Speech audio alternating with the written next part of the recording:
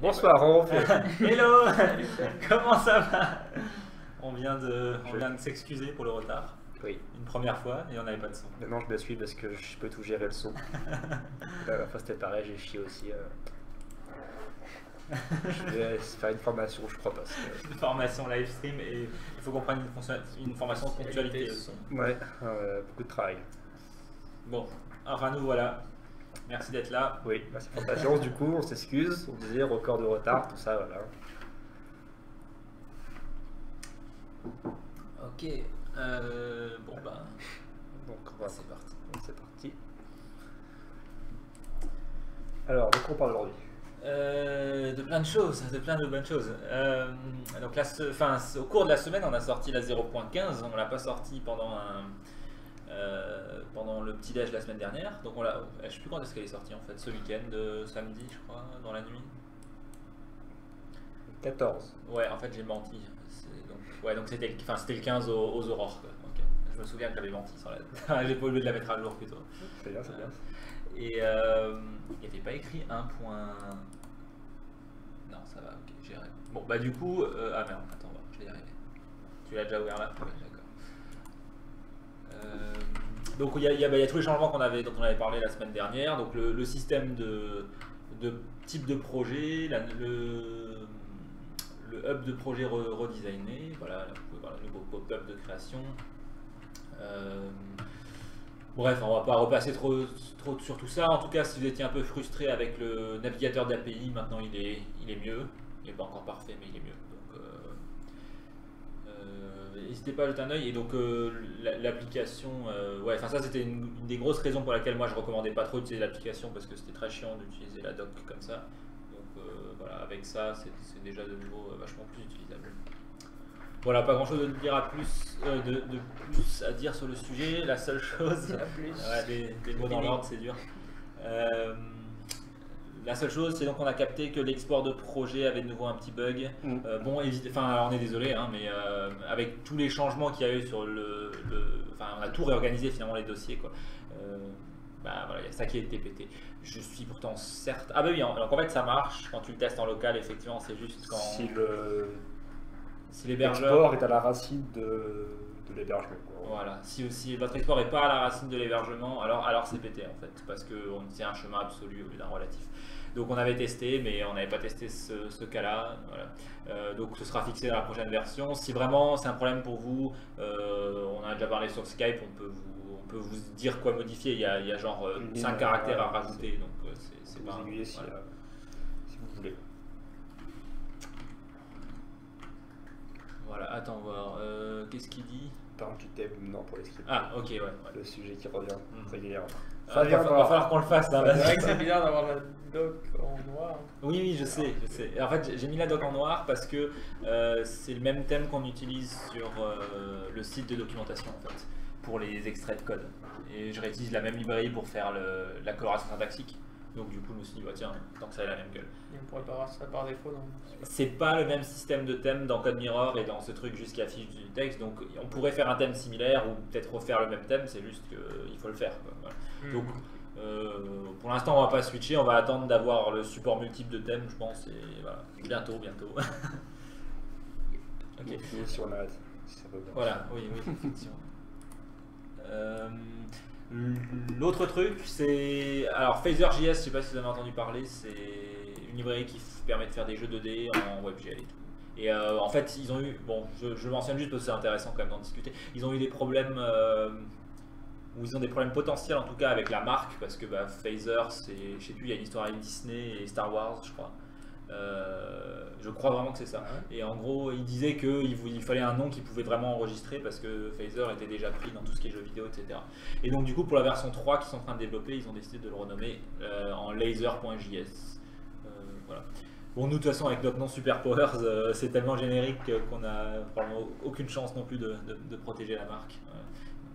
Dilo était d'avis qu'on devrait le renommer en Superflowers. Je sais pas, Pixel, si tu es d'accord. On fait un petit vote à 3 et... Sur le chat. Ouais, sur le chat. C'est parti. On a déjà eu le débat, moi je trouve ça pourri. Je suis pas d'accord. Super Flowers, quoi. La nature, l'amour, la paix, tout ça. Faudrait C'est pas déterrer, nos valeurs, hein. faudrait déterrer la vieille image avec ta tête de brocoli. Ah ouais. C'est qu'il qu'il avait fait, s'il passe par là. Il est pas là. non, putain, non, il y a déjà plein de bots pour Super Flowers en fait. Ah oui, mais évidemment. Sur les gens, Bon, t'as bah, jamais on- le choix de. Va falloir le faire. C'est quand même serré. Ouais, Super Power en tête. Bref, La raison. passons à... Passons à quelque chose de sérieux. Donc il y a Purexo qui demandait dans le sur Skype juste avant, là, il posait des questions un peu sur le makepackage.sh et c'est intéressant d'en parler de toute façon. Donc c'est un truc qui se trouve à l'extérieur des dépôts principaux de Superpowers. Il y a un dépôt spécial qui s'appelle Release qui contient des instructions sur comment faire une release Superpowers au cas où on devrait mourir. Non mais bon bref c'est bien, on se dit que ce genre de processus soit documenté même pour nous, enfin pour tout le monde quoi, histoire que on garde pas des informations dans notre coin.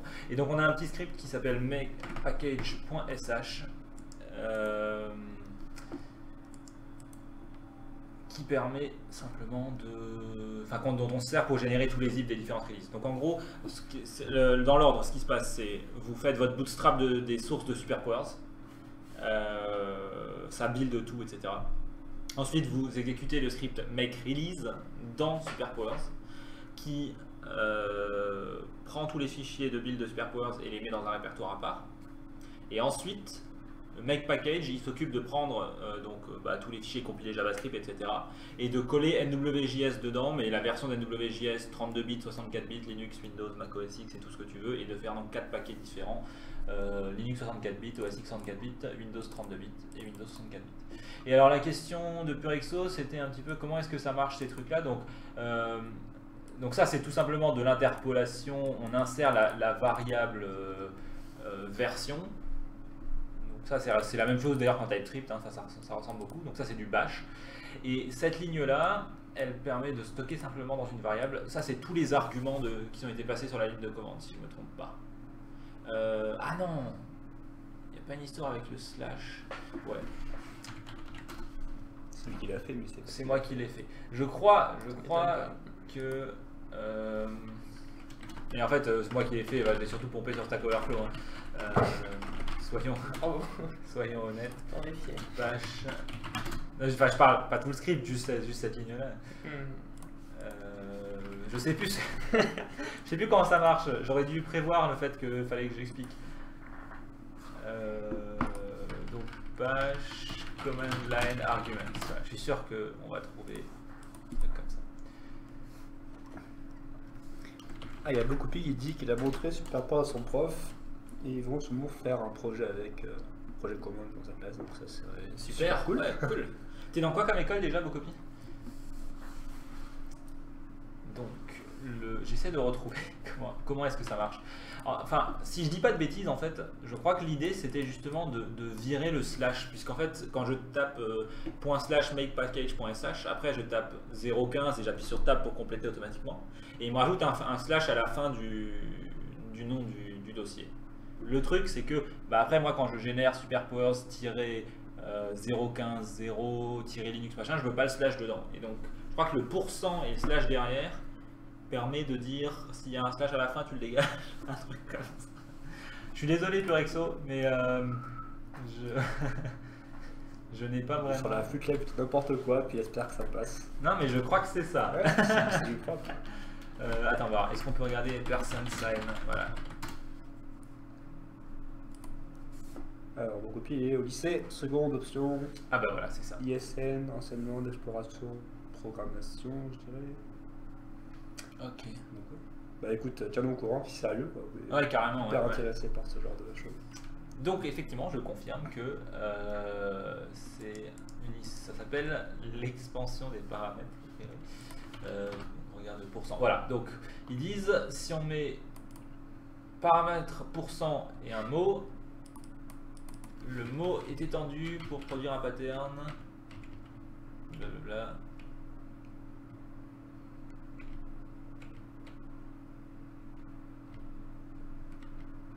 Ok, en tout cas, en gros, c'est juste ce que j'ai dit, quoi. Ça sert effectivement à matcher quelque chose qui serait à la fin et à le dégager s'il le trouve. donc c'était pas complètement faux. Donc voilà, maintenant tu sais, et pour 101, oui, enfin pas pour 101, le 1 juste, je crois que c'est ça qui donne le premier paramètre qui a été passé au script, quoi. Sachant que, de mémoire, ça doit être le chemin du programme qui a été lancé, donc makepackage.sh, et ça ensuite c'est le premier argument, quoi. Et ensuite vous rajoutez 1% par un point .c, point .ts ou un slash ou quelque chose, et s'il le trouve à la fin du chemin, il le dégage et il le retourne pas. Donc c'est ça le principe. C'est très étrange comme fonctionnalité finalement, enfin c'est très spécifique, mais bon, la preuve que ça sert, c'est que je m'en suis servi, quoi. Sans même me souvenir où est-ce que je l'ai trouvé. Voilà, dans le reste du script, je pense qu'il n'y a pas grand chose de très intéressant à mentionner.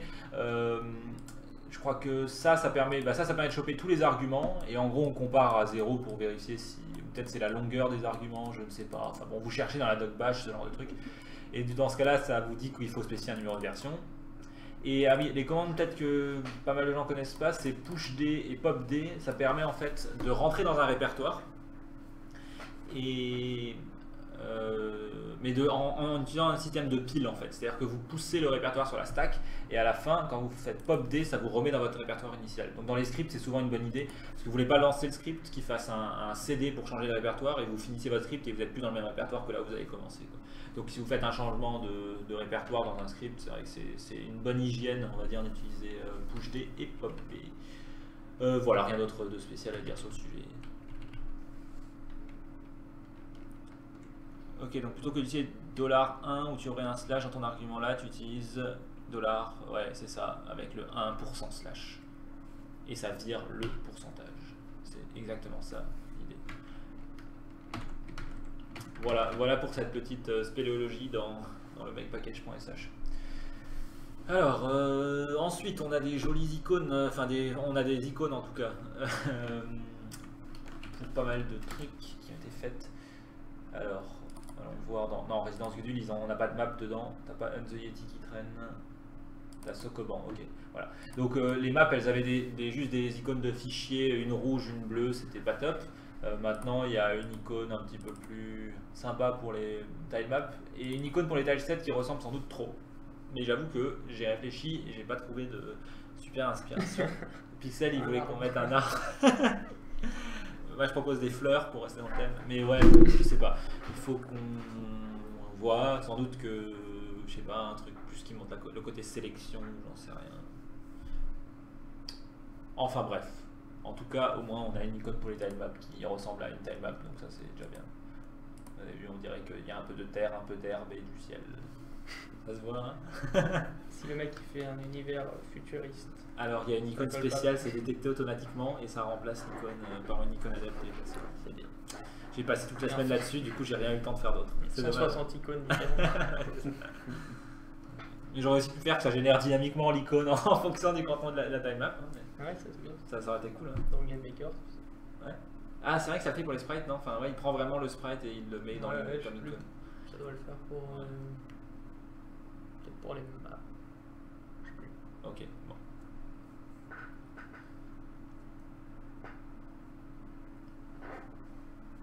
Ok. Ceux d'en haut aussi ou... Pardon? Ceux d'en haut tu les as changés, genre renommés et tout. Oui, alors voilà, donc ensuite des autres icônes qui ont changé, donc il y a celle-là, peut-être pour comparaison, je peux montrer un screenshot récent, on doit la voir dans la release de la semaine passée, voilà, donc ici, on a les anciennes icônes, les nouvelles icônes, donc l'idée c'était quoi? C'était d'être un peu plus clair sur le fait que ça c'est des actions qui créent quelque chose, donc on a un plus dedans. J'ai aussi retravaillé la forme des icônes, elles étaient moches, là elles sont un peu plus arrondies, un peu plus clean, ça ressemble bien à un dossier, je trouve que c'est pas trop mal.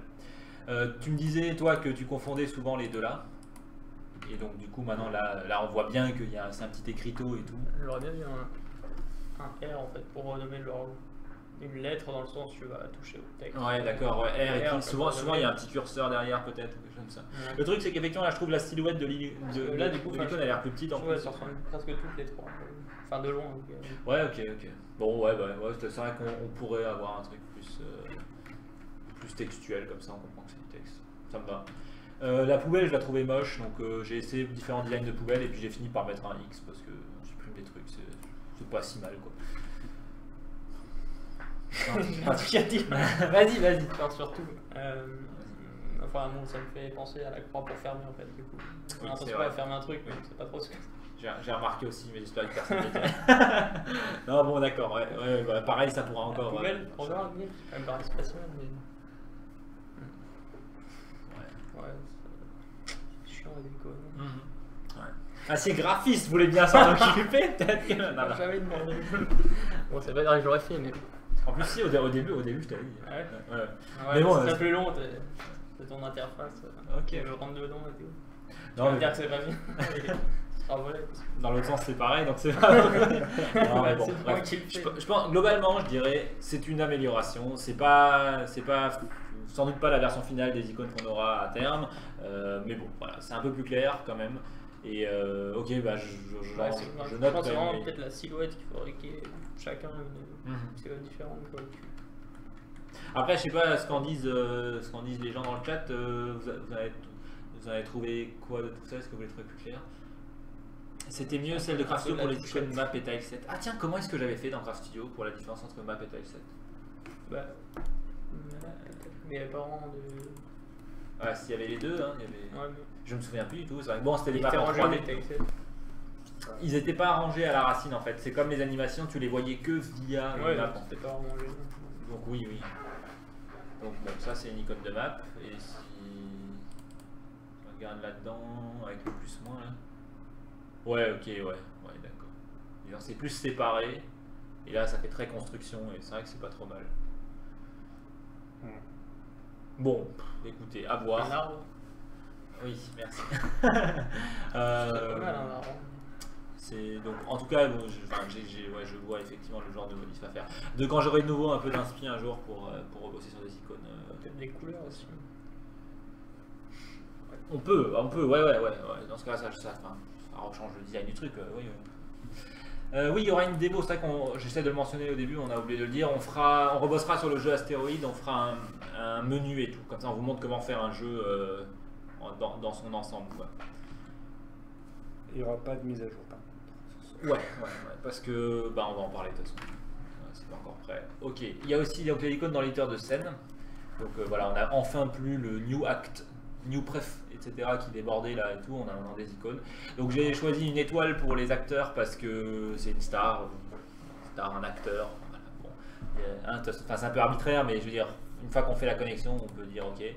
Un préfab, ça ressemble à une espèce de truc carré, préconstruit une boîte. J'ai pas trouvé de super métaphore, donc j'ai pris un truc, je me suis dit, c'est pas trop Il y a un moche. truc de réalisateur. Oui, à la base, j'ai aussi essayé de faire ça, mais ça rendait pas. Donc, bref, voilà. Pareil, hein, on est toujours ouvert à des meilleures idées pour ces choses-là. Après, tant que les gens comprennent, c'est pas non plus super grave pour l'instant, je dirais. Voilà.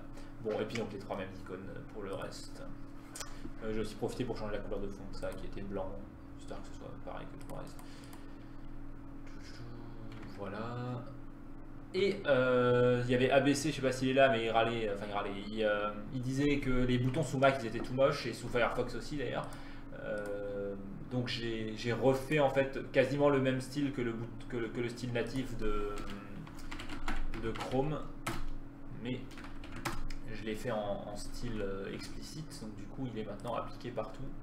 Voilà. Donc ça veut dire que sous Mac vous aurez des boutons qui ont une gueule qui est cohérente avec le reste de l'interface. Et voilà. Si vous êtes sous Chrome, vous remarquerez quasiment pas la différence normalement. Et ailleurs, vous aurez des boutons qui sont un petit peu mieux. Voilà.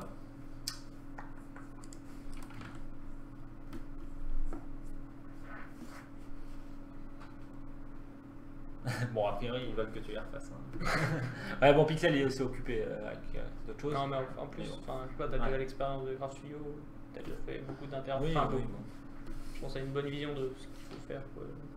Je serais pas spécialement mieux placé pour le faire. Ouais, et puis comme dit, je suis assez d'accord avec les retours que vous avez fait, donc un de ces quatre, je vais pas le refaire maintenant parce que, généralement, je bosse sur les icônes au moment où je le sens vraiment, où je me dis ah maintenant je vois comment je peux faire et tout. Donc une Mais fois bon, que- à terme, oui, je ferai Voilà. peut-être des trucs. Voilà. Oui, de toute façon, à terme, peut-être, on peut tout remodifier. Hein, je veux dire, c'est juste, moi, j'essaie toujours de faire suffisamment bien, mais je sais bien que je suis pas graphiste et que ça sera jamais extraordinaire. Hein. Je veux dire, j'avoue que à mon avis, il y a plein de choses, même dans l'ergonomie générale de Superpowers et tout, qu'un ergonome de qualité pourrait faire mieux, etc. Bon, enfin, voilà, moi je suis pas spécialement. Non, oui, et toi non plus, voilà. mais je veux dire, en gros, nous on fait avec les compétences qu'on a là, et puis bah, peut-être un jour il y a quelqu'un qui viendra, qui voudra contribuer cet aspect-là, et on sera ravis. De toute façon, l'open source ça va avec ça aussi. Enfin, voilà, carrément. Oui, c'est ça, c'est pas que de la contribution de code, hein, je veux dire. J'ai des idées quoi. Ouais, et des designs et des réflexions, même très travaillées et tout, c'est intéressant. Ok, donc la première version de l'éditeur de modèles cubiques, donc elle n'est pas dans la version qu'on a sortie ce week-end, mais elle sera dans la prochaine, qui devrait pas trop tarder.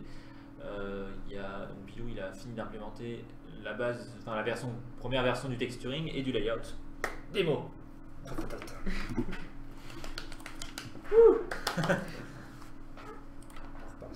Ouais. Il est beau, joli ton modèle, mais je pense qu'en refaire un, ça sera comme ça. Ok. On a le panneau de texture en bas. Donc là, c'est l'interface pour des. Je sais pas si on l'a déjà vu. Pour dessiner, puis donc c'est l'espace 3D pour voir les blocs. Encore le tour aussi, donc sans icône. Ah oui. Ça viendra. Les blocs. On a les mêmes contrôles que pour la SEP, tout ça pour se déplacer, pour bouger les blocs. Et donc maintenant, ce qui est cool, c'est que quand on est dans le mode layout, on peut déplacer les UV des blocs en question, quoi. Je vais peut-être en faire deux pour montrer. Et vous avez vu qu'il l'a placé automatiquement en dessous et pas au même endroit, comme dans Craft Studio, c'était super chiant. Il fait quoi? Il le place il essaie de trouver un espace libre sur la texture pour le placer en fait. Donc, tu peux déborder ou pas avec les UV? Ouais. Et il déborde lui aussi tout seul? Non, il s'arrête au bord, je crois. Il fait quoi s'il n'y a plus de place? Je sais pas actuellement si on est en mode repeat Ah, ou tu en dis mode... automatiquement? Ouais. Ah, Non, bah vas-y, non. ouais, S'il n'y a pas de place, il se met en zéro, quoi. Alors, là, Ah ouais, peut-être qu'on Ça devrait devrait en pas déborder. Ouais, on devrait déborder probablement. Ouais. De toute façon, le truc automatique, à mon avis, c'est juste fait pour pas Pour retrouver pas... au même endroit. Oui, voilà, c'est ça, c'est pour pas s'emmêler les pinceaux. Donc Ouais, effectivement, on ce peut serait déborder, mieux de le faire déborder. Ok, bon, enfin en tout cas, ça fait déjà un peu son job. donc voilà, puis il y a un début de. On pouvait les sectionner là, à la main? Ah oui, enfin oui, il y avait le mode personnalisé et tout. Ouais, qui n'y a pas c'est ça. encore pour l'instant. Bah tu vas... Enfin... Je vais peut-être en parler. Ouais, ok. Du coup, l'aspect dessin, c'est très simple pour l'instant, mais voilà, il y a le. On peut poser des pixels. On peut faire clic droit pour choper une couleur, un peu le même principe que sur la map, quoi, pour récupérer une couleur, pour effacer. Bon, voilà, c'est hyper simple, mais. Mollet? Ah non, il n'y a pas la taille. Non, il n'y a pas de taille. Pas Pour l'instant, t'as un crayon. Non, ça pue, mais voilà. Apox c'est content. Peut-être déplace juste tes cubes, non, histoire qu'on les voit les uns par rapport aux Et autres. je pensais à un truc dans l'éditeur de map, juste faire une ligne serait galère ou pas? Ça a bugué. Non. L'outil ligne dans l'éditeur de map. De L'outil ligne dans l'éditeur de map. Ah oui, Ça serait ouais. galère ou pas? Le truc qui tourne bien, non? Pas plus que ça, mais. Ouais, non, c'est faisable aussi, ouais, clairement. Ok. Je sais pas, c'est l'outil. Oui, non, c'est vrai que. Enfin, ouais. L'outil qui manquait déjà avant, enfin en fait, dans Craft Studio, pour ça, c'était le remplissage surtout. Donc Ouais, ça ouais. sera...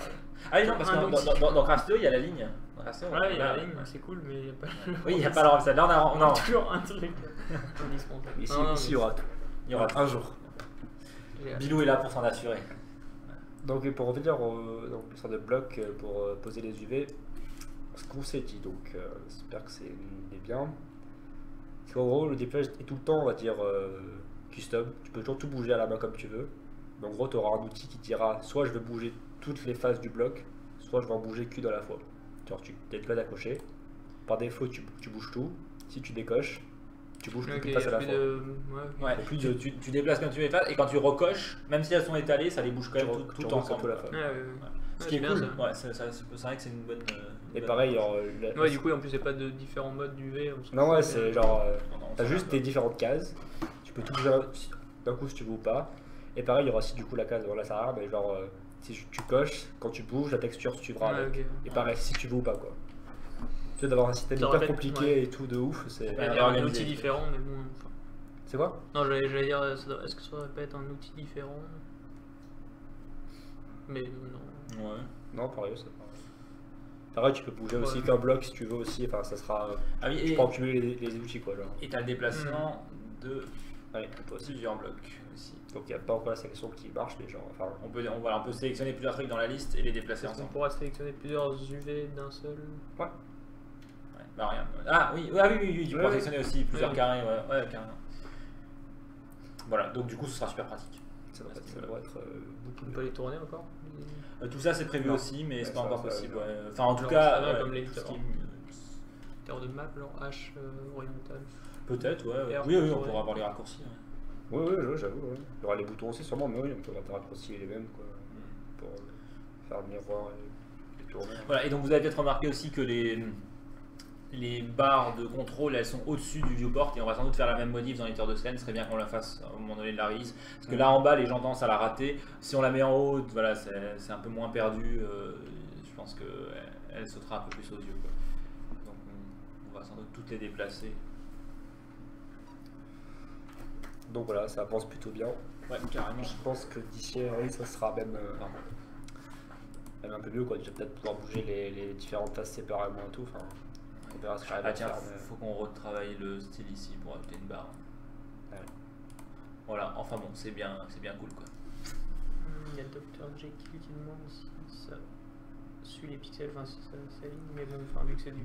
C'est un endroit entier, donc ouais, je pense Ouais, que tu ouais, peux- toujours le cas, c'est toujours le cas. Ouais, tu peux pas. Non, Ouais. Oui, bah ça a du sens, je pense, en tout cas. Pour Bah, ce je pense mode-là. que si on va faire des grosses textures pour un modèle public. Enfin, On verra ce que les gens disent, mais jamais personne n'a Ouais. demandé ça pour Craft Studio Ouais. de pouvoir faire du plus grossier. hmm. Voilà, sachant qu'on aura quand même potentiellement la possibilité d'avoir différentes formes et tout, donc il faudra voir qu'est-ce que ça donne à ce niveau-là. Est-ce que ça a du sens quand même avec d'autres formes de pas pouvoir snapper au pixel? Je sais pas, j'en doute. Hmm.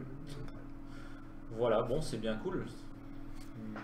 Donc, ouais, il y a encore du taf pour rattraper On va Craft peindre Studio, sur les mais on a formes, déjà d'accord. des nouvelles fonctionnalités aussi. Ici là, ouais, pas tout de suite, mais Ouais, on c'est pourra, prévu, c'est prévu aussi. peindre aussi en 3D. Avec la tablette. Pression difficile. Et des frites. Mais ouais, je pense qu'on peut. Ah, et alors le copier-coller, ça marche dans Electron là déjà? Enfin, t'avais fait les modifs? j'ai Pas encore. Ok. faire. Mais en gros, on a vu que dans Electron, ils ont. Ce qu'il faut pour. Ouais, ils ont des API spéciales pour importer et exporter dans le clipboard des images. Ouais. Et donc, même si dans Chrome ou Firefox, ça sera un petit peu plus limité parce que les API web sont pas encore tout à fait à jour. Quand vous utilisez l'application, vous pourrez faire du copier-coller propre depuis toutes les applications dans les deux sens. Ouais. Ça devrait marcher bien. Enfin, on va voir, hein, mais on pense que oui. A priori, ça devrait marcher. Est-ce qu'on pourra peindre en réalité virtuelle? Oui, avec une tablette. Le truc de Glenkin, là, enfin. Ah, il y a- Avec les, de Disney avec les dessins. oui, en ça 3D. s'appelle Tilt Brush. Tiens. Pour en plus, hein. Oui, on pourrait, Je pense qu'on on pourrait. pourrait certainement. C'est cool, je fais tourner. Pas demain, mais peut-être un jour. Pas le mois prochain non plus, mais. Ça me fait juste penser que les mecs de chez. Donc il y a Tilt Brush, c'est une application pour.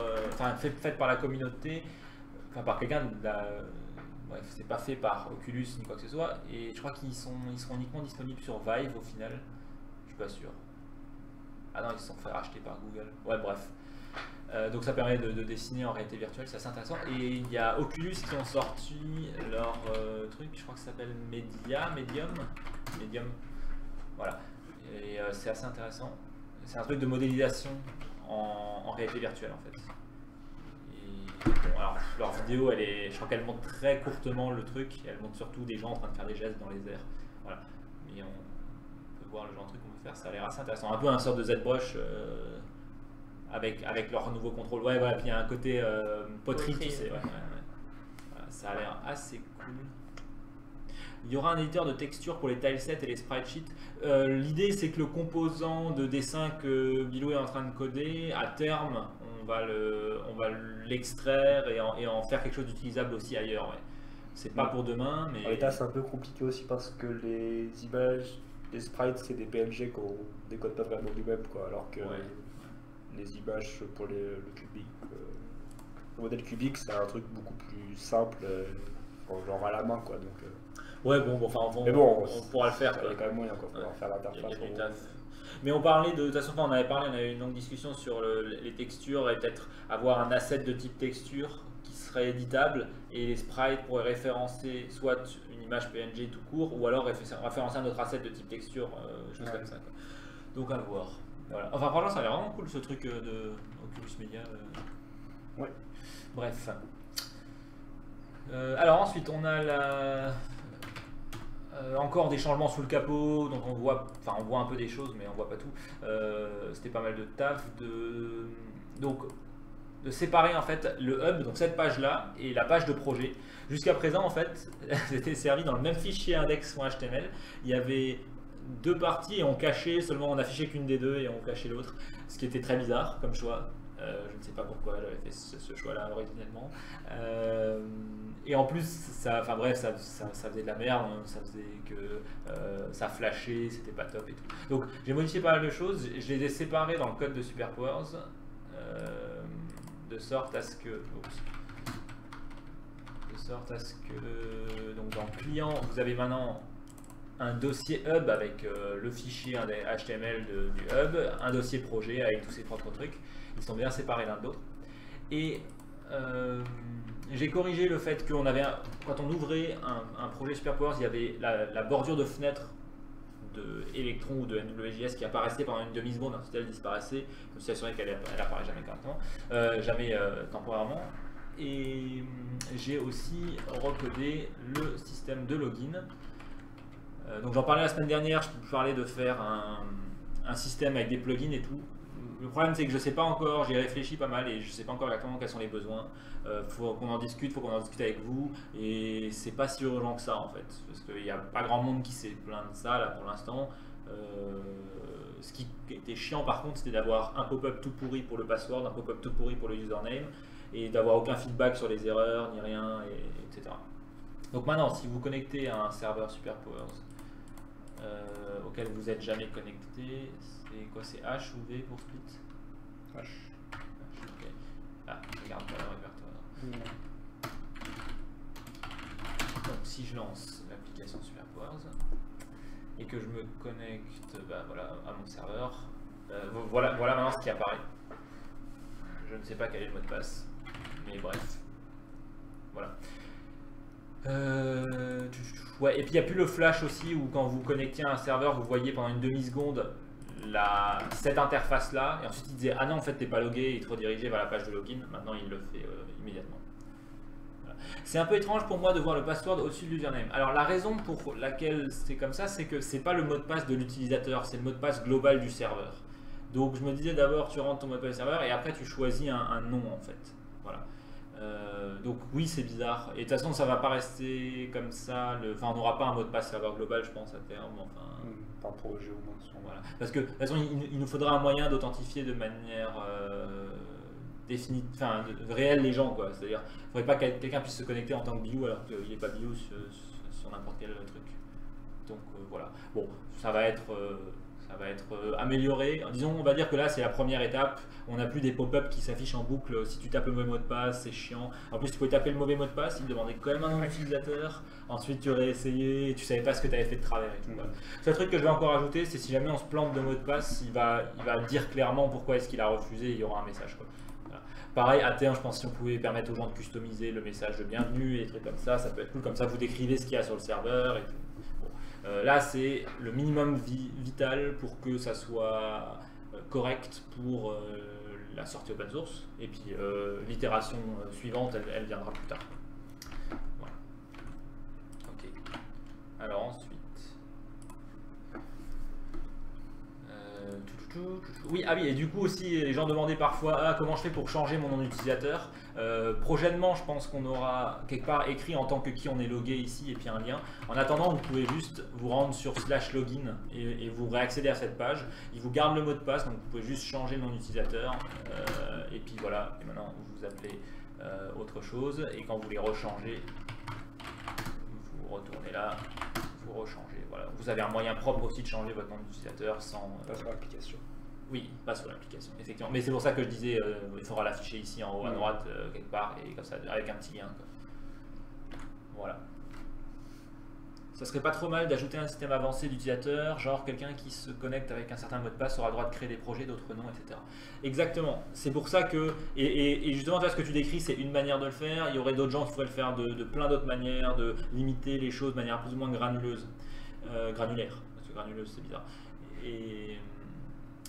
Et c'est pour ça que je voulais faire un système de plugin, histoire que nous on puisse faire un premier plugin standard qui fournit effectivement genre droit d'administrateur, droit d'utilisateur et puis peut-être juste visiteur, enfin spectateur, comme dans Craft Studio en fait. Et après, les gens pourront faire leur propre version de tout ça. Mais pour l'instant, on va sans doute s'arrêter là. Il faudrait peut-être quand même effectivement avoir 2 mots de passe ou je sais pas quoi, un mot de passe administrateur et un mot de passe normal, histoire que on puisse inviter les gens, mais s'assurer qu'ils vont pas supprimer. Enfin, bon, supprimer on peut pas, mais créer des projets pour rien peut-être, je sais pas. Peut-être. Encore à réfléchir. Bon, on redécidera encore d'ici là.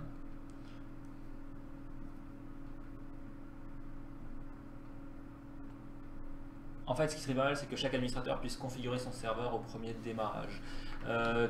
Tu veux dire quoi par le configurer? Si tu parles de justement à faire de différentes manières les accès et tout, c'est un peu l'idée avec les plugins, quoi. C'est que tu pourras choisir quel plugin tu mets et quel t'actives ou désactives, etc. Donc on va dans cette direction-là. Pour les développeurs de plugins, jusqu'à présent, dans chaque plugin, d'ailleurs, j'ai pas fait la modif encore. Jusqu'à présent, il fallait faire un truc un peu chiant. Alors attendez, je vais donner un exemple et puis peut-être faire la modif immédiatement.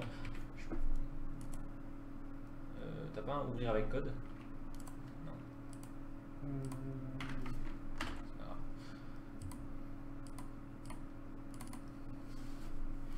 Donc plaçons-nous par exemple dans le plugin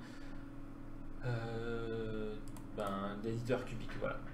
Donc ici on a info.ts qui s'occupe de... alors il faut que je monte un autre truc pour que vous compreniez de quoi je parle, parce que sinon c'est un peu confus. Il est où ton truc random test? Ouais. Donc si j'ouvre ça, vous voyez qu'en fait, donc le chemin de l'éditeur qu'on a ouvert, c'est donc dans le système où on est, dans le plugin où on va dans le bon éditeur, et on rajoute en paramètre l'ID du projet et l'ID de l'asset qu'on veut ouvrir. Et donc jusqu'à présent, chaque éditeur devait parser lui-même cette chaîne de caractères à la fin en disant le module query string, on récupère cette chaîne de caractères là, on vire le premier caractère avec slice et ensuite on récupère tout ça. Et en gros, c'est ce truc là maintenant je l'ai centralisé dans subclient, donc vous n'avez plus besoin de le faire par plugin.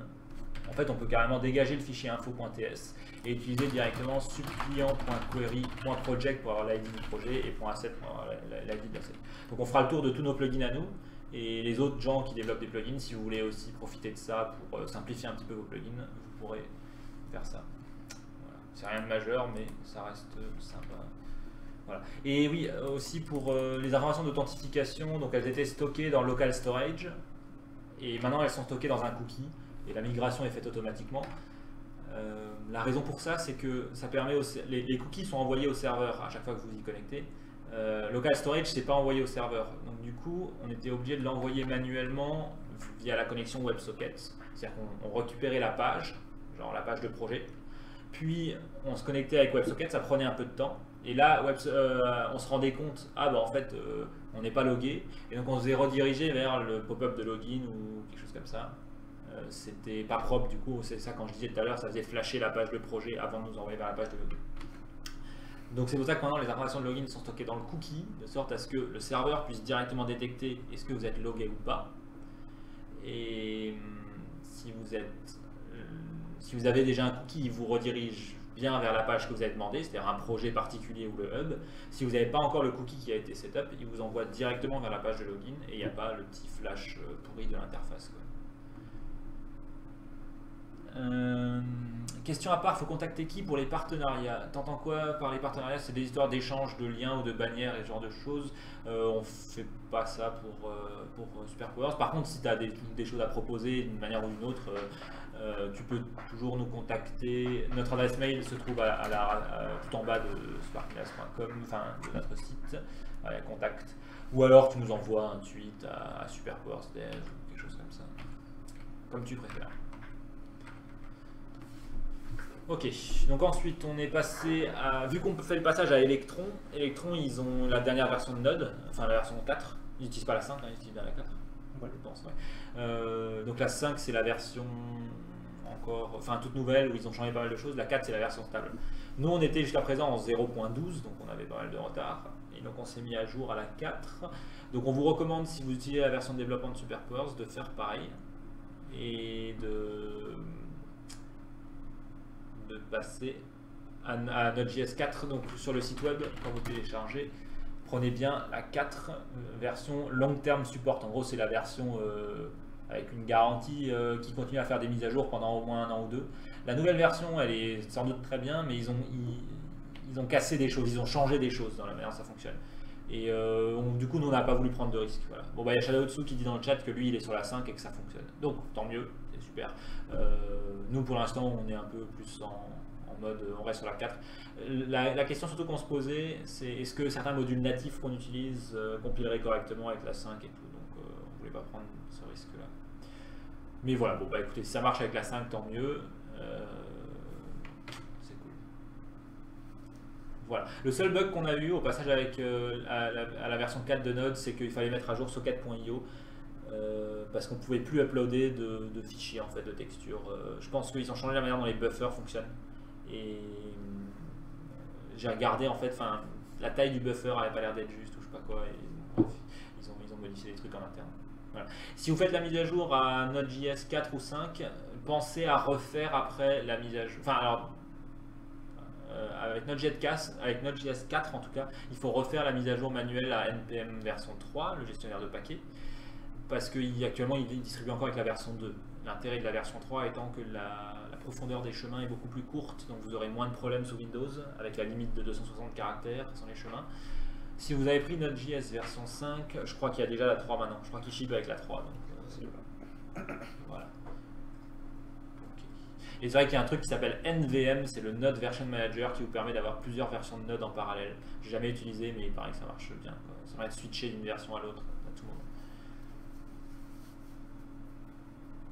Ah bah tiens, ok. Dans Construct 2, ils ont des problèmes avec les dernières versions de Node. Comme quoi, voilà, effectivement, il y a des choses qui peuvent avoir cassé par-ci par-là. Nous, on a été un petit peu conservateur à ce niveau-là. Okay. On a viré la librairie Nib. C'est vraiment quelque chose dont vous n'avez jamais entendu parler. On utilise Stylus comme langage pour écrire du CSS, pour écrire des feuilles de style. C'est quasiment comme du CSS, sauf qu'on peut utiliser de l'indentation significative et on peut virer pas mal de symboles. C'est pas tellement pour ça qu'on s'en sert, c'est surtout pour le côté où on peut imbriquer du code, genre des sélecteurs les uns dans les autres, ce qui évite de trop se répéter en fait. En CSS c'est assez horrible comme on est obligé de se répéter à fond. Voilà. Et on utilisait avec ça une librairie pour Stylus qui s'appelle Nib, qui en gros gérait les préfixes spécifiques au navigateur. C'est-à-dire qu'il y a pas mal de fonctionnalités CSS qui n'étaient pas encore standardisées à l'époque, il y a 2 ans, 3 ans, 4 ans. Par exemple, tout ce qui est les dégradés linéaires en fond, les coins arrondis sur les bordures, toutes ces choses-là, il fallait se répéter 4 ou 5 fois pour dire sous WebKit voilà la syntaxe, sous Chrome voilà la syntaxe, sous Firefox voilà la syntaxe, sous IE voilà la syntaxe, et enfin voilà la syntaxe standardisée qui n'est pas encore partout. Le temps a passé et maintenant tous ces trucs sont plus nécessaires pour la plupart des cas. Donc du coup Nib ne nous servait plus à rien à part à alourdir la compilation et à surcharger les fichiers CSS. Donc je l'ai viré partout et il y a juste une propriété que j'ai trouvée qui n'est pas encore standardisée, c'est le user select. Elle permet de désactiver la sélection. Si vous regardez sur une page web de base, vous pouvez tout sélectionner dans tous les sens. Ce qui est très bien pour une page web, c'est vachement moins bien si vous avez une interface de logiciel. Si je pouvais sélectionner ici en dehors des champs d'édition partout l'interface, ça donne une impression un peu bizarre quoi, de fragilité, on dirait que c'est une page web et pas une application. Du coup on utilise user select, mais on est obligé de le préfixer un peu partout. Donc si je fais une recherche sur user select dans les fichiers style, voilà, vous verrez qu'on a la variante WebKit, la variante Mozilla et enfin la variante officielle.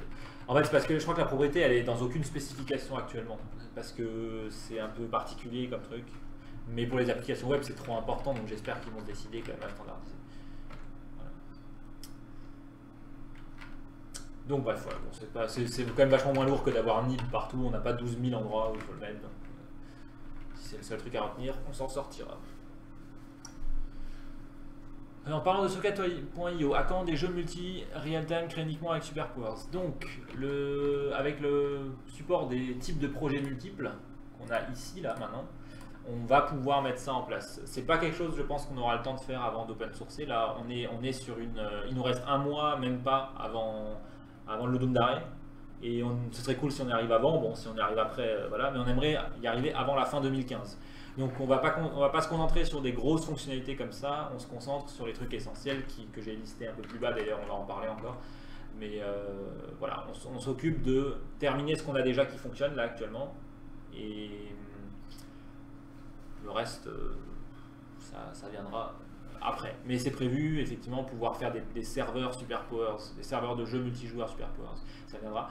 J'avais dit que j'essaierais de bosser donc, juste pour tester un système phaser, pour tester, quoi, pour voir si on arrive à faire un jeu avec une autre librairie. J'ai pas eu le temps au final. Donc peut-être ce week-end si j'ai la pêche pour ça, ou alors un peu plus tard, on verra. Ça marche. JPage. Ça se dit comme ça? Ouais. Je sais pas comment se prononce ton pseudo, mais ça marche. JP. Je vais dire JP. Voilà. Mais c'est vrai qu'il y a une intégration Phaser, ça serait cool. Perso, je n'arrive pas à m'inscrire au Ludum Dare. Ah ouais? Donc oui, d'ailleurs, je ne l'ai pas mis dans la liste, mais on vous invite vraiment à participer au Ludum Dare. C'est dans 3 semaines et 1 jour. C'est tout le week-end. Et vous pouvez faire ça depuis chez vous, avec des gens ou tout seul. Vous pouvez le faire en ligne, hein, avec SuperPowers ou avec n'importe quoi d'autre. Mais on serait vraiment ravis de voir des gens qui font des... Même si vous faites un petit truc, même si c'est pas top, même si vous finissez pas, on vous encourage à prendre à vous servir de cette occasion pour vous y mettre, pour tester de faire un jeu, pour découvrir vraiment les choses. Et nous, on fera de nouveau un jeu. Je sais pas si on va faire ça chez nous. Je pense pas qu'on sera à la plage digitale, j'en sais rien. Enfin, encore, on n'a rien prévu. Peut-être de nouveau inviter une autre personne de la communauté, voilà, avec qui on arrive bien à faire des trucs, à voir. Okay. Mais alors, peut-être qu'il a pété le truc d'inscription, je sais pas. Tu peux envoyer un tweet à Mike Kasperzak, c'est ce monsieur-là, en anglais, hein. C'est lui qui gère le Ludum Dare. Il te répondra sans problème. Bonne soirée vos copies, à plus. Ok, donc ensuite on a quelques trucs dont on voulait parler, des nouvelles de la communauté et encore quelques petits détails, et après on pourra donc passer à notre atelier sur le jeu Astéroïde. Ouais, donc voilà, donc TSLint, c'est un outil qu'on avait déjà entendu parler, mais qu'on a vraiment testé là récemment. C'est dommage, je voulais faire la démo, mais je l'ai que en local chez moi, mais c'est pas grave, on peut le faire à partir de rien. Donc TSLint, c'est un linter en fait, c'est un outil qui vous permet de mettre des règles en place sur le formatage de votre code et certaines bonnes habitudes, on va dire. Vous les définissez dans un fichier et après, quand vous exécutez ce linter, il va traverser votre code et regarder si les règles sont respectées, et si elles ne le sont pas, il va vous informer. Tiens, à la ligne 32 dans le fichier machin, l'accolade, il y a 2 espaces avant au lieu d'1, des trucs comme ça. Bon, ça c'est un petit peu, on va dire, arbitraire, mais il y a des choses plus utiles, par exemple, éviter des choses qui peuvent mener à des bugs, quoi. Il va vous éviter de faire certains patterns de programmation qui peuvent être un peu dangereux. Donc, on a prévu de l'intégrer déjà dans le dépôt SuperPowers pour l'utiliser pour le développement de SuperPowers. Et à terme, on va aussi essayer de l'intégrer dans l'éditeur de script directement dans SuperPowers, histoire que vous puissiez configurer votre projet en disant moi je veux que les accolades elles soient à tel endroit, sur la même ligne ou sur la ligne en dessous, je veux qu'on utilise toujours des triples égales ou pas, etc. Vous pourrez configurer tout ça. Et les gens qui bosseront avec vous sur votre projet, ils verront des warnings si jamais ils ne respectent pas les règles de formatage, etc. Donc ça c'est cool. Donc pour vous montrer un petit exemple, on va installer TSLint. Donc je pense que tu l'as pas encore. Hein. Non. Donc, je l'installe avec le Node Package Manager, avec le flag -g pour l'installer de manière globale. Comme ça m'installe l'exécutable TSLint, il sera accessible partout. Et ensuite on va aller sur le dépôt de TSLint. C'est Palantir, c'est la société. Ah ouais, ok. Bref. Et donc il faut faire un petit fichier JSON. Alors eux ils en ont un, justement, ils utilisent TSLint pour leur projet TSLint, ce qui paraît logique. Donc je vais juste le pomper, on va pas s'emmerder. Work, superpowers, dev, et on va le foutre par exemple dans le dossier serveur. Voilà. Et donc je vais dans le dossier serveur et je fais TSLint. Et alors, il faut peut-être que je précise le fichier de configuration que je veux utiliser. Ah, et je crois qu'en fait, j'avais remarqué qu'il faut préciser sur quel fichier aussi on veut le lancer. Bon, je connais pas encore bien les options, il y a peut-être moyen de le faire sur un projet complet. Voilà, donc là, mon fichier TSLint, il définit un tas de règles, hein, les règles de leur projet, donc c'est pas vraiment les nôtres, mais eux, ils ont défini que tous les commentaires doivent commencer avec une minuscule. Et donc, il va me prévenir tous les commentaires qui ne respectent pas ça. Bon, je trouve ça pourri comme règle, donc allons la modifier. On va dire command format, voilà, ils disent check lowercase. Nous, on va plutôt, je crois que l'autre règle, c'est uppercase pour dire que ça commence par une majuscule. Voilà. Ensuite, donc là, on a un peu moins d'erreurs. Ils disent que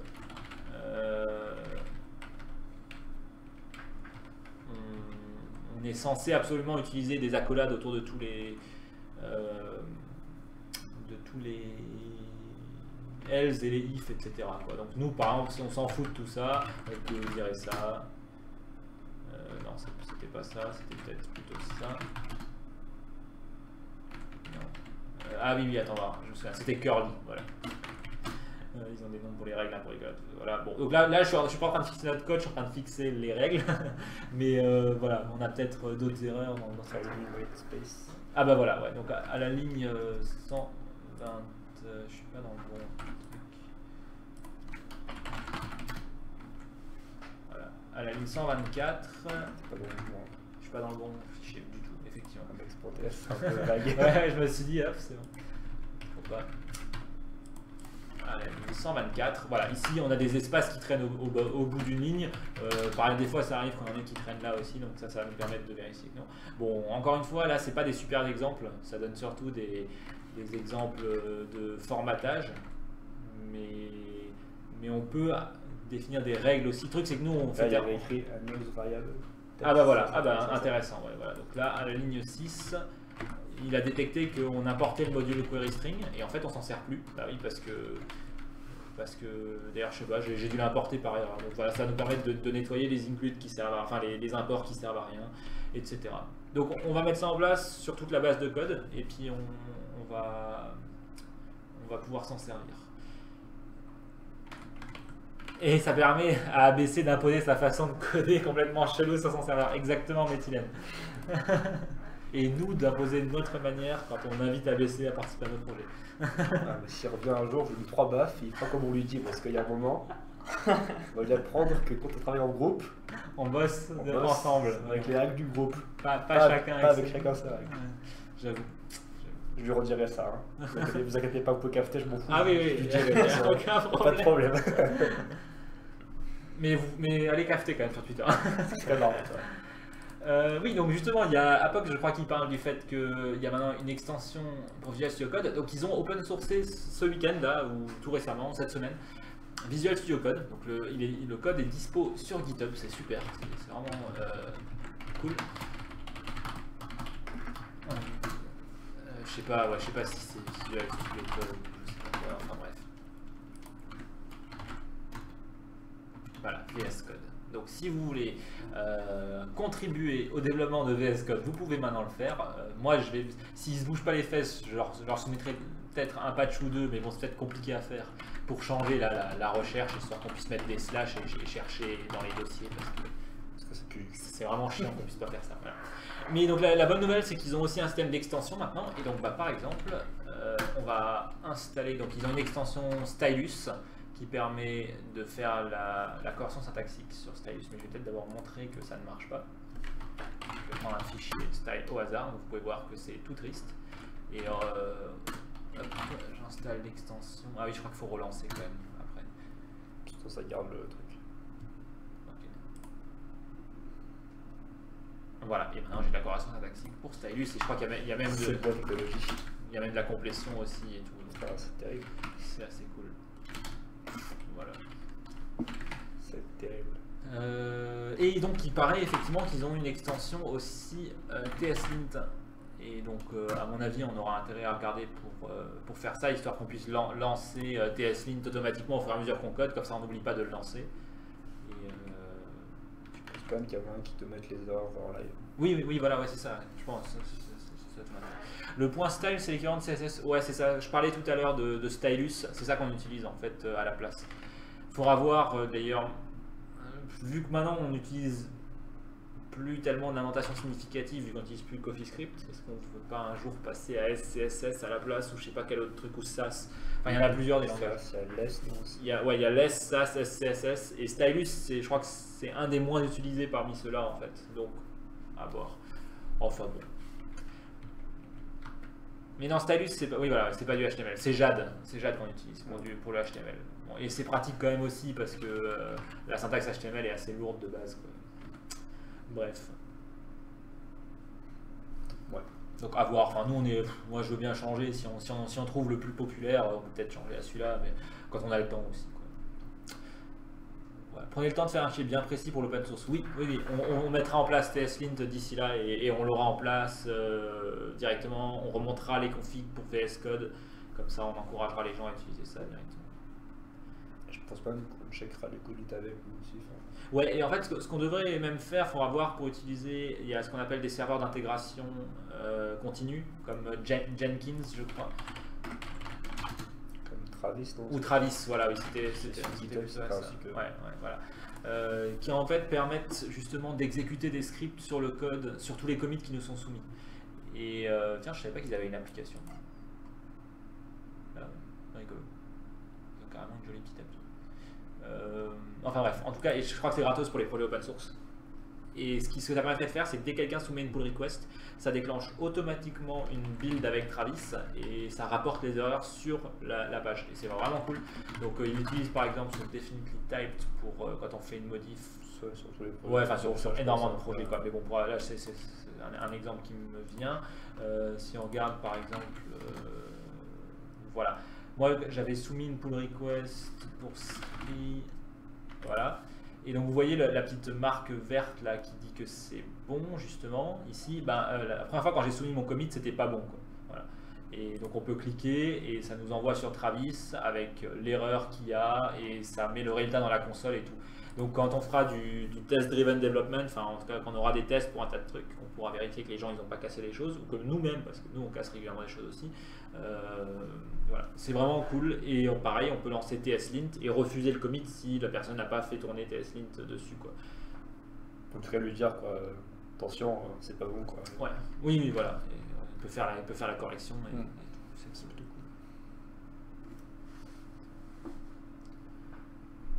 cool. Ouais, c'est Hitbox qui fait qu'on a une très petite latence, c'est vraiment bien. Enfin là, on a une longue latence pour répondre parce qu'on parlait. Ok, alors, ouais, j'ai vu des trucs passer sur le dashboard, faut que je regarde là, j'ai vu ton truc de mise à jour avec reboot automatiquement, Ralm et tout, ça a l'air cool.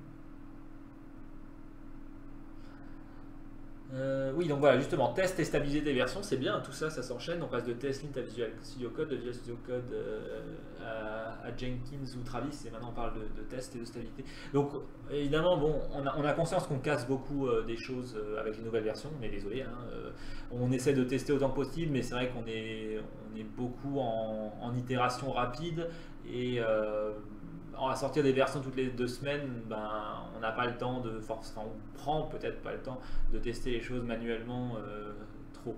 Donc il y a une réflexion à avoir là-dessus sur qu'est-ce qu'on peut faire comme test automatisé vraiment. Il y a beaucoup de projets qui utilisent des tests unitaires qui vont permettre de valider qu'une fonction donnée ou quelque chose comme ça fait bien ce qu'elle est censée faire et c'est cool. Alors le problème c'est que c'est pratique pour tester des API et ce genre de choses, c'est moins pratique pour tester des choses visuelles ou des interfaces utilisateurs, quoi. Nous souvent ce qui va péter c'est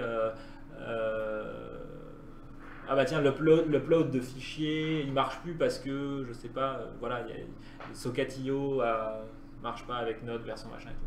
Et c'est le genre de truc, actuellement moi je vois pas comment est-ce qu'on pourrait tester ça de manière automatique. Donc je ne sais pas s'il y a des gens qui ont un peu plus d'expérience là-dedans, qui ont un avis sur la question. Je crois qu'il y a un truc qui s'appelle PhantomJS ou je sais pas quoi, qui permet en fait de simuler un navigateur et de faire des clics à des endroits et de vérifier qu'il y a des choses qui se passent réellement et tout. Donc peut-être qu'on devrait mettre en place des procédures de test comme ça. Genre, enfin, c'est même pas avec des coordonnées, mais je crois que tu peux faire des sélecteurs HTML et dire cliquez sur ce bouton, tu vois, déclencher ces choses-là et tout. Je sais pas à quel point ça marche, je sais pas à quel point c'est cool. Et après, le truc, c'est que bon, c'est bien sûr des choses qu'il faut maintenir aussi, quoi. C'est-à-dire que bah, tu as tes tests, mais tu modifies l'interface, après, il faut adapter les tests en conséquence. Donc, c'est aussi du taf. Mais bon, c'est peut-être quand même quelque chose à investiguer. Ce qui est sûr, c'est que ça aurait été une perte de temps de le faire trop tôt aussi. Parce qu'on a tellement modifié SuperPowers. Là, la raison pour laquelle, par exemple, l'export était pété dans cette version, bah, c'est qu'il y a eu une énorme réécriture quand même sur le système de projets multiples, quoi. Et au final, je trouve qu'on s'en sort extrêmement bien. Enfin, je veux dire qu'il n'y a eu que ce bug-là. Pour moi, et en plus, c'était un bug. J'ai testé, l'export marche, il marche juste pas dans certaines circonstances que bah, nous on n'utilise pas, quoi. Donc, il y a Selenium, c'est peut-être à ça que je pensais, quoi. Mais bon, voilà. Donc à voir, il y a quelque chose à faire peut-être, on ne sait pas encore quoi. On a conscience que, en tout cas, une fois qu'on va open sourcer et que les gens vont, enfin la communauté va grossir, il faut à un moment donné qu'on dise bon, à partir de maintenant on commence à supporter sérieusement les choses, à dire on essaye de tester de manière solide, quoi. Voilà. Je pense que maintenant on arrive à un point, le logiciel commence à être, il a l'air fini visuellement de pas mal de manières dans les fonctionnalités qu'il a, donc ça a du sens d'apporter ce genre de support. Avant, le logiciel était de façon tellement en évolution que c'était peut-être trop tôt, quoi. On verra. J'ai pas de solution, on n'en a pas encore, mais c'est une réflexion à avoir et on vous invite à y participer aussi si vous avez des idées ou des contributions à faire là-dessus, quoi. Ok, l'asset pack préhistorique platformer partie 2, il avance. Voilà. Tiens, on peut peut-être montrer ce que tu as tweeté, que ton frère a contribué pour ceux qui ne l'auraient pas vu. C'est pas tout ça, c'est pas tout ça. C'est pas tout ça. Le but, il fait tweeter. Ok, voilà. Donc, il s'appelle comment ton frère? Alexis. Ok, voilà. Donc c'est Alexis, le frère de Pixel, qui a fait des persos un peu dans le même style. Ils sont vraiment cool, ils sont vraiment sympas. Et donc il y aura quoi? Il y aura quelques animes quand même avec? Du coup, là j'étais en train de travailler sur un des persos animés comme le premier, c'est-à-dire saut, mort, etc. Pour pouvoir le jouer, quoi. Enfin, l'idée. Ouais. Après, je sais pas encore, il m'en a encore filé plein d'autres. Ok. Ouais. Et j'aimerais bien qu'il y ait des animes quand même un peu avec chacun, quoi. Donc, enfin, au moins des trucs basiques, genre anime sur place. Ouais, qu'on puisse s'en servir comme PNJ, comme tu disais, quoi. Ouais. Oui, bon, j'avoue que... Ils sortiront peut-être aussi plus tard, enfin, s'il y a une version 3. Ouais, mais ça peut être une bonne idée de continuer à investir dans cet asset pack plus tard, quoi. Ouais. Mais du coup, la prochaine partie donc arrive, je pense, demain soir ou samedi matin. Ok. Samedi matin, on va dire, vu que vous le sortez d'avant le temps. Ok, ça marche. Donc voilà, donc vous aurez la nouvelle version de l'asset pack préhistorique platformer avec aussi les couleurs retravaillées, comme on l'avait dit, le contraste qui est un peu plus sympa aussi, quoi. Là c'était un peu fade jusqu'à présent. Voilà, plein de choses dedans. Il y a surtout des persos, il y a des monstres et des persos en gros. Okay. Pas de nouveaux tiles par contre. J'aimerais bien. Oui, non, mais bon. Ça dépendra de demain. Comme dit, on peut faire une partie 3. Oui, c'est pas. Peut-être demain, il faut voir ce que je fais demain. Ok. Alors, après, c'est peut-être plus simple quand le code est fait avec le testing à l'esprit. Ouais, peut-être. Enfin, il y a peut-être des choses à réarchitecturer à ce niveau-là. C'est vrai que on sait pas trop. Moi, ce que je sais en tout cas, c'est que j'ai vu beaucoup de librairies qui proposent des tests et il y a certaines librairies pour lesquelles ça me paraît évident ou certains programmes, par exemple, quand j'avais commencé le langage de programmation custom qu'on avait initialement pour SuperPowers, j'avais immédiatement commencé à faire des tests parce que c'est évident, tu peux très facilement écrire des petits programmes, vérifier qu'ils compilent correctement, etc. Quand tu veux tester une application complète qui fait comment est-ce que tu testes la fonctionnalité export, tu vois? Je sais pas. Enfin, tu peux vérifier qu'il y a les bons fichiers en sortie peut-être. Enfin, ou en tout cas qu'il te donne la bonne liste, des choses comme ça. Mais il y a plein d'aspects que tu peux pas tester au final. Donc, est-ce que la meilleure chose à faire, c'est de faire simplement une checklist et de se faire une vraie checklist. Quand on dit on fait pas une release sans avoir On déplace une heure. créé un nouveau projet, créé un nouvel asset de chaque type, uploader une texture Comme dans chaque... mais ça c'est Voilà, c'est ça. Ouais. Oui, non, mais on a encore le même problème. Hein. Peut-être que c'est juste ça qu'il faut faire. Donc, c'est du test manuel, bon, c'est pas... C'est peut-être pas si mal non plus, quoi. À voir. Voilà. Après, bon, je veux dire, si on sort des releases très régulièrement, c'est peut-être pas si grave non plus si on a des petites choses qui foirent. Faut juste que, quand même, effectivement, qu'on ait la checklist principale, quoi, en fait. C'est-à-dire tout ce qui... Il faudrait qu'on arrête de casser l'export. En même temps, c'est une des dernières fois qu'on y touchait de manière massive. Oui. Enfin, non, maintenant, on va s'exporter avec les builds pour. Oui, ok, ouais. Mais en gros, c'est des... Enfin, finalement, genre, on casse pas régulièrement des choses sans raison, quoi. On y casse parce qu'on y a touché de manière massive et il y a un moment donné où ça va plus avoir lieu parce que l'export, bah, il sera bon, quoi. Il va fonctionner correctement. Donc, pareil, il y a plein de bases dans SuperPower maintenant auxquelles on touche plus et qui n'ont pas eu de problème depuis des mois. Alors qu'à l'époque, quand on n'arrêtait pas de trifouiller dedans, ça pétait régulièrement, quoi. Donc, finalement, la question est-ce qu'on a vraiment un problème systématique dans l'approche ou est-ce que c'est juste qu'il faut qu'on atteigne une certaine maturité et après on va bien s'en sortir, on verra. Je pense que ça reste une bonne idée d'avoir plus une checklist pour les releases et qu'on le fasse de manière plus systématique, quoi. Ok, bon voilà. Alors, dans la communauté, vous avez fait plein de trucs. Il y a Apox et Dren qui ont tous les deux contribué des traductions pour les pages qui manquaient encore. Donc il y avait tout ce qui était audio, je crois, qui n'avait pas été traduit. Il y a les rayons, les préfabs et les API natives du navigateur, les API du DOM. Voilà, donc si vous êtes allergique à l'anglais, que vous n'aviez pas pu les lire, ils sont maintenant disponibles en français. Voilà, c'est cool. Du crowd testing, tu réalises et t'attends les mails des utilisateurs. C'est ce qu'on fait actuellement. Voilà, c'est un peu ce qu'on fait exactement. Je veux dire, bon, c'est pas top, mais au final, c'est presque ce que font les gens quand ils font des release candidates et des bêtas et des choses comme ça.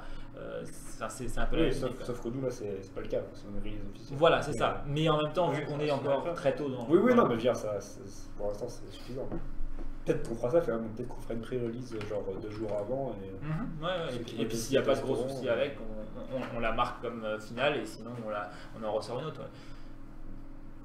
Voilà. Bon, donc merci en tout cas pour les contributions sur les traductions. On est a priori complètement à jour, c'est-à-dire que je crois que toutes les pages sont traduites. Ah tiens, je devrais rajouter ici les tutos de Dren. Ou si quelqu'un veut le faire, Dren, vu que tu as contribué, si tu as envie de modifier cette page pour ajouter le lien vers ta playlist de tutos, n'hésite pas. J'allais en parler justement. Donc Jambon Beurre TV, la nouvelle chaîne de Dren, qui est aussi sur Twitter si vous voulez suivre. Donc il fait des tutos qui vous expliquent les bases de SuperPowers actuellement, surtout pour la partie 2D, donc les sprites, les tilemaps, les scènes, etc. Il y a déjà 5 tutos. Donc faites tourner, n'hésitez pas à les regarder s'il y a des choses que vous n'avez pas encore trop compris. Je colle le lien de la playlist aussi. Ok, donc bah c'est cool en tout cas. Enfin ouais, ils sont propres les tutos de ceux. Enfin, j'ai regardé les deux premiers, je crois. Voilà. N'hésitez pas à lui faire des retours. Bah voilà, oui, si vous trouvez que ça finit. Enfin, il y a quelqu'un qui a déjà dit que ça finissait de manière un petit peu abrupte, mais moi ça m'a pas choqué plus que ça. Mais bon, bref, voilà, je suis sûr qu'il sera ravi d'entendre vos retours et d'améliorer les prochaines vidéos, quoi.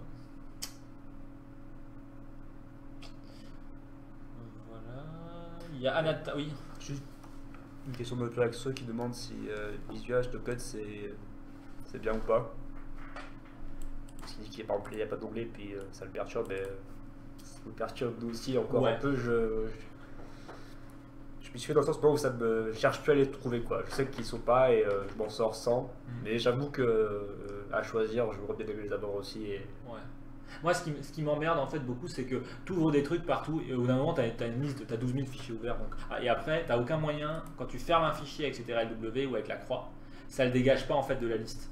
Ça le laisse là-dedans. Donc, genre, si je l'ai là, je le ferme, il laisse dans les fichiers de travail.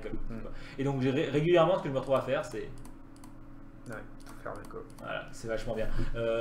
Donc, je pense que, enfin, ils avaient l'air de dire qu'ils y réfléchissent encore. Ils ont un user voice, donc un truc de suggestion où ils acceptent les suggestions. Et il y a pas mal de monde qui leur en font. Donc, n'hésitez pas à aller voter là-dessus. Je crois qu'il y a une suggestion pour ça. Je pense qu'il faudrait au moins un truc pour pouvoir fermer, genre vraiment le truc, mais rapidement quoi. Ouais, c'est ça, un raccourci. Là en fait tu fermes la vue en fait, tu fermes pas le fichier quoi, genre tu pourrais l'avoir 2 fois et tu fermes juste une vue. C'est bien. Et t'as plus de vue, quoi, Ouais, mais c'est- mais il faudrait pouvoir fermer les fichiers de travail aussi. Peut-être juste un autre raccourci, c'est clair.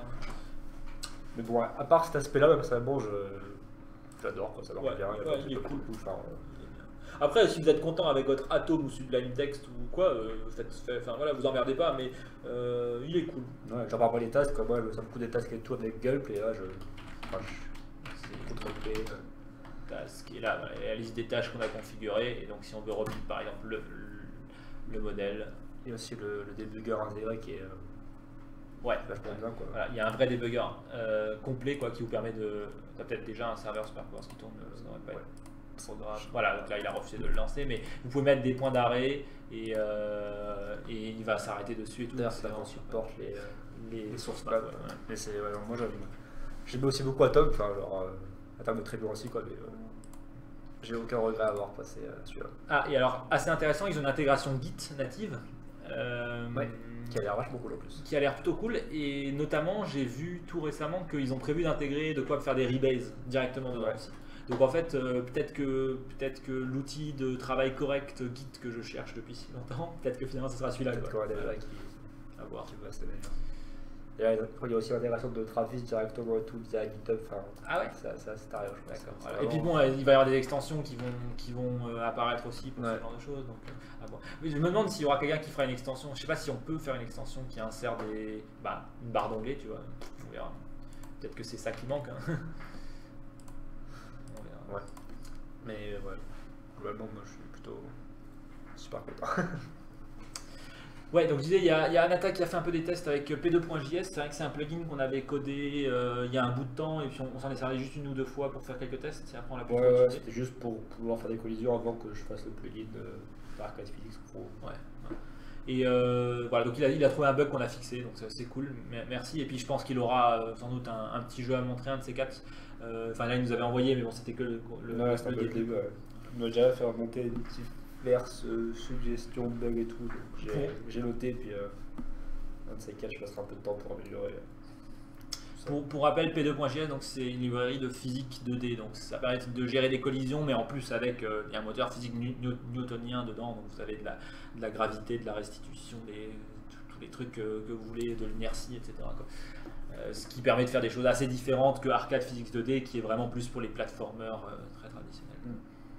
Voilà. Il y a Shadowtsu qui repostait tout à l'heure son Snake, je crois qu'il vient de le réexporter tout à l'heure. Mais je sais pas si tu peux nous dire s'il y a quelque chose de particulier qui a changé. Moi je l'avais déjà vu en tout cas, je crois. Ouais, Ça me dit clairement quelque chose. Mais voilà, si vous voulez tester le Snake de Shadowtsu, il est dispo. Le lien a été posté dans le chat. Ah non, c'est pas ça. Ah ok, bah voilà, ok. Je vais reposter aussi le lien d'Anata.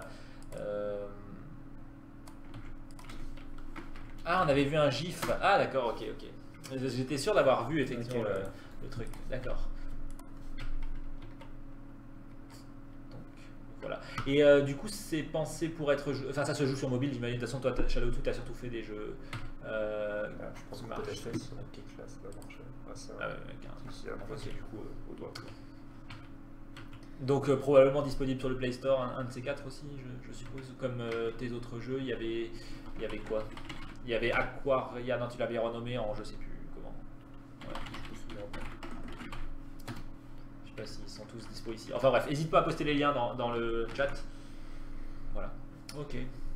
Et oui, donc Florent Poujol l'a mis à jour tous ses plugins par rapport aux changements récents qui ont été faits sur les API de plugins. Donc si vous les utilisiez, vous pouvez mettre à jour à la dernière version et vous aurez tout qui marche. Voilà. Le DOM plugin, etc. Il y a plein de choses.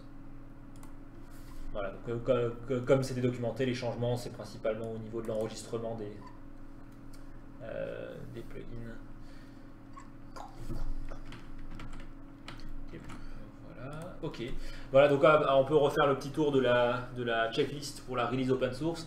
Donc les systèmes multiples, corriger les fenêtres blanches quand on ouvre un serveur hors ligne, c'est fait. L'authentification minimale, on peut considérer que c'est fait. Donc on a maintenant un système correct pour pouvoir se connecter, enfin se loguer sur un projet. Donc les 4 trucs majeurs, on va dire, qui restent à faire, c'est l'outil de documentation des éditeurs avec la liste des raccourcis attendue par la foule, par des millions de gens. L'activation, désactivation de plugins par projet, ça va permettre justement de faire des builds plus légères pour vos jeux. La Shadow Tsu, il me disait sur Skype tout à l'heure, tiens, il a exporté plein de plugins dont je ne me sers pas. Actuellement, on les exporte systématiquement tous, et donc vous aurez des cases à cocher pour désactiver les plugins, très probablement. La migration à Electron, elle avance vraiment bien, enfin, dans le sens où là ça marche dans la plupart des cas. On a encore un cas où ça se ferme tout seul sans rien dire, genre un bug un peu silencieux quand on n'arrive pas à se connecter à un projet. Donc probablement une histoire avec le module de communication interprocess ou je sais pas quoi. Enfin bon, il faut qu'on cherche. Et l'autre truc, c'était le clic droit dans le menu TypeScript, enfin dans l'éditeur TypeScript. Il faut qu'on voit comment le faire marcher avec Electron aussi pour pouvoir faire des copier-coller. Mais voilà, c'est presque bon. Et après, il faut qu'on voit comment est-ce qu'on fait des releases avec Electron. Voilà. Donc ça va être cool ça. On aura tout qui marche, y compris l'éditeur de modèles cubiques et d'autres trucs dans l'application. Et dernière étape, ce sera le nouveau site avec le Patreon. On va remplacer notre système de financement actuel par un Patreon. Enfin, comme je le disais déjà, si vous nous soutenez actuellement, vous pouvez continuer à faire comme vous faites actuellement. Merci encore une fois. Et pour les nouveaux, on les invitera à passer par Patreon plutôt a priori. Vu que ça nous permet d'avoir une page chez eux bien propre, et puis on peut envoyer les news du style les nouvelles releases et choses comme ça aux gens qui nous soutiennent si vous le souhaitez les avoir.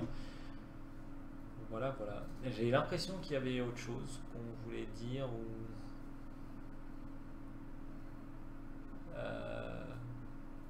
ou faire, mais je sais pas. Mais bon, du coup, on va passer à la démo Astéroïde sur les menus.